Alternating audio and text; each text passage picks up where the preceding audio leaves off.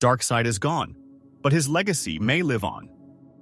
In the New Gods issue 2, Mr. Miracle, Barda, and Orion embark on a mission to secure a child with the potential to reshape the cosmos. But as Apokolips's fractured rulers fight for dominance, whispers grow louder. Could this child be the heir to Darkseid's vacant throne? Meanwhile, an ancient terror, Karak the Scavenger, emerges from the shadows to seize power for himself.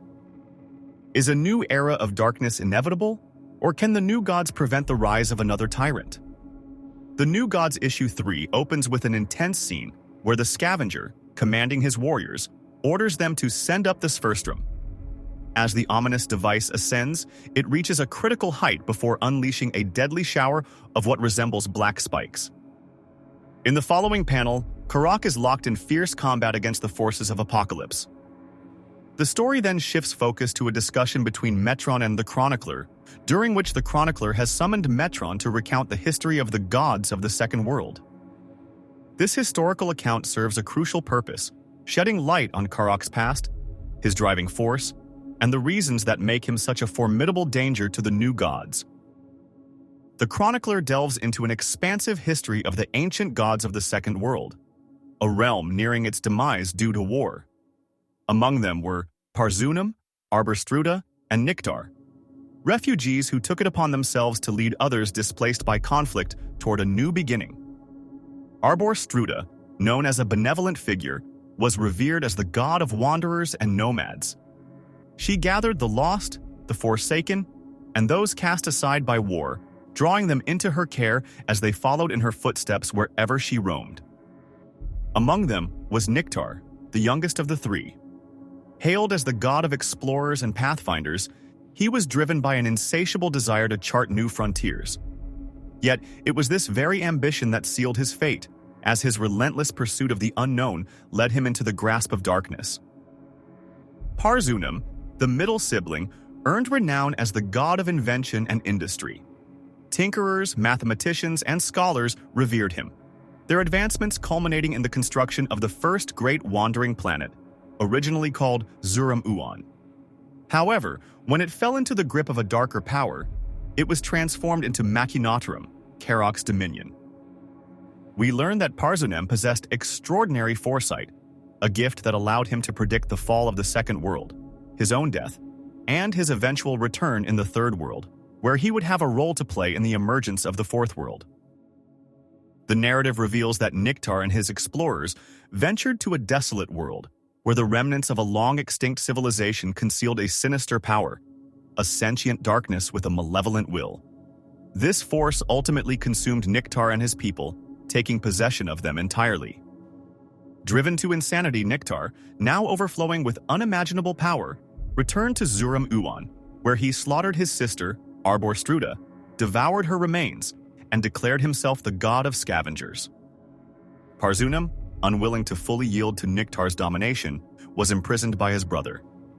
Yet, having foreseen this fate, Parzunum had already set a plan in motion to counteract it. Meanwhile, in the present, back on Earth, Scott and Barda turn to Oberon, seeking his help in finding the missing child. Fortunately, Oberon possesses the perfect tool for the job, an advanced tracking device that he claims the Justice League helped build, called the Escapatron, specifically designed to lock onto the child's unique energy signature and instantly transport them to its location.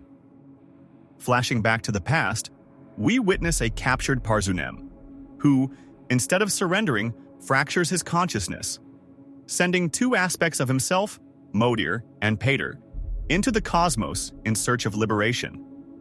Modir is eventually drawn in by the gravitational pull of a world that will one day become New Genesis, while Pater finds its resting place on the planet destined to become Earth. As life on Earth evolves and gains sentience, Pater takes on the form of a human, choosing to walk among them as one of their own, yet always remaining something greater, an eternal god. After countless millennia, Pater makes a fateful decision, to experience the one thing he has never known, death. Fearing that humanity, still fragile in its evolution, may not endure without guidance, Pater forges a singular creation, a weapon and protector in one, capable of growth, adaptation, and fulfilling whatever destiny requires of it. To ensure its survival, he crafts it to exist unnoticed among his people, endowing it with an indomitable mind and an unbreakable body. As its final source of power, he exhales his last breath into its lungs, eternally binding it to the source, thus giving birth to a new god. He then entombs this being, the child, within a temple's vault, programmed to awaken only when the world is threatened by true darkness. When an archaeologist stumbles upon the child, the chronicler warns that this discovery could mark the beginning of the end of all things. The scene shifts to Apokolips, where Karak is informed that the throne is now his. However, rather than claiming his victory outright, he insists on tracking down the remaining adversaries before setting his sights on conquering New Genesis. Meanwhile, Maxwell Lord's forces make a brutal attempt to eliminate the child and his family using an RPG. But just in time, the Escapatron activates, transporting Scott and Barda straight into the high-speed chase, allowing Mr. Miracle to intervene and prevent the deadly attack. In the closing panel, Barda effortlessly crushes Maxwell's forces inside a car, while Metron's voiceover cryptically remarks that he will search for a miracle in the delicate flutter of wings. The New Gods Issue 3 is a gripping and thought-provoking addition to the series.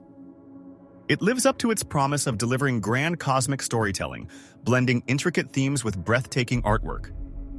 Whether you're a longtime fan of the New Gods or someone drawn to stories that explore the deeper questions of existence, this issue offers a truly satisfying experience. What are your thoughts on New Gods Issue 3? Drop your comments below